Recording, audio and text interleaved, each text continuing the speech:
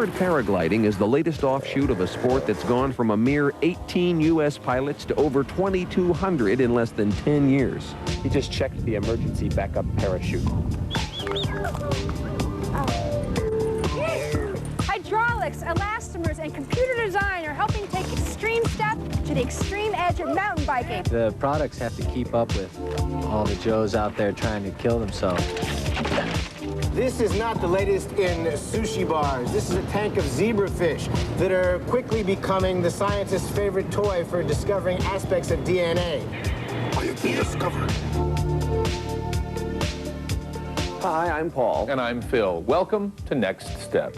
There are a number of ways you can strap a sheet to your back and cheat death. There's parachuting. That's where you jump out of an airplane. There's hang gliding. That's where you impersonate an airplane. There's parasailing. That's where you pay somebody 25 bucks to get towed behind his boat. And then there's paragliding, which I paid Paul $25 to do instead of me. Is it a bird? A plane? No, it's a guy with a sail overhead and an engine strapped to his back. Powered paragliding is the latest offshoot of a sport that's gone from a mere 18 U.S. pilots to over 2,200 in less than 10 years. Just 17, right now it's like 12. I just watched a hang-gliding paraglide land at Parma. Here we go.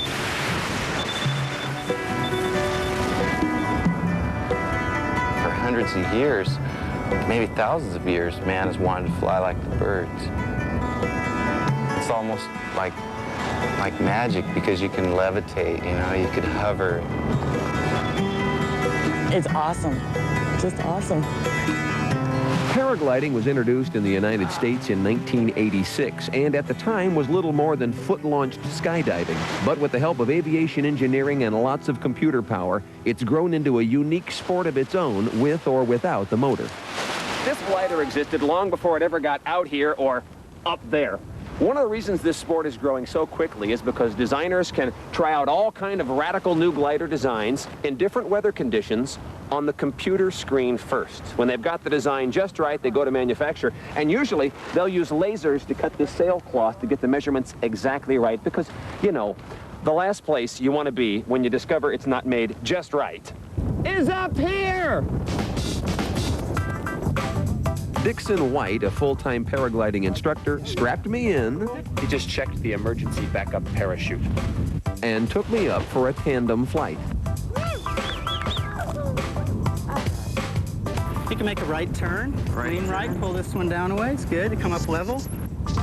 Look, I'm turning, I'm flying. There you go. Dixon, it's fantastic. And guys like Tom Truax can keep these newest gliders airborne for hours. Tom holds the U.S. record for distance over 100 miles, something that would have been impossible a few years ago before the advent of high-performance gliders. The longer you make the wing and the thinner you make it, the higher the performance is going to be because you have less vortice tip losses out at the tip. So we're looking for a long, thin wing. High performance, in simplest terms, means more distance, less sink, and faster speeds. Current paragliders have glide ratios of over 8-to-1, sink rates of less than 200 feet per minute, and they can reach speeds of 30-plus mile an hour.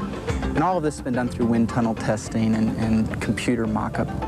And without compromising the pilot's safety. In fact, the latest generation paraglider is safer than ever. Inside the sail, it's kind of hard to see, but there's holes that go in between the sail walls, and they're computer designed to systematically keep the same air pressure throughout the whole canopy. Which means there's less chance of the sail collapsing when you're up in the air. This is one of the first generation paragliding harnesses, and you can see it's kind of minimalist. Nowadays, most people wear something more akin to this because it offers a lot more back protection and it's just got a lot more safety features to it. If you open up the whole back of the harness, what's in here is a Kevlar back protector.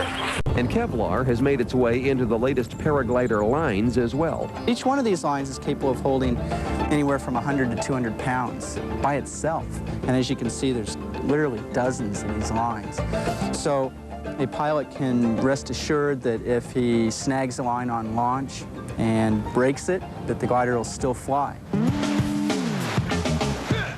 Interested, but no mountain nearby? Well, simply strap 18 horsepower to your back and lift off.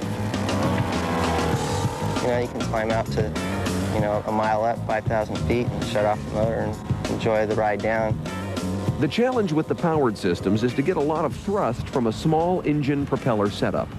For a smaller prop, they really made a lot more dramatic pitch on the inside. Obviously, because it's spinning slower, you need more pitch to get the same thrust out of it, which is kind of unique. Of course, there are purists who aren't so hot on the idea of adding noise, weight, and pollution to a sport known for its serenity. But the powered systems will open up the field to a whole host of potential new pilots. Next, how space-age materials are taking mountain biking to new extremes.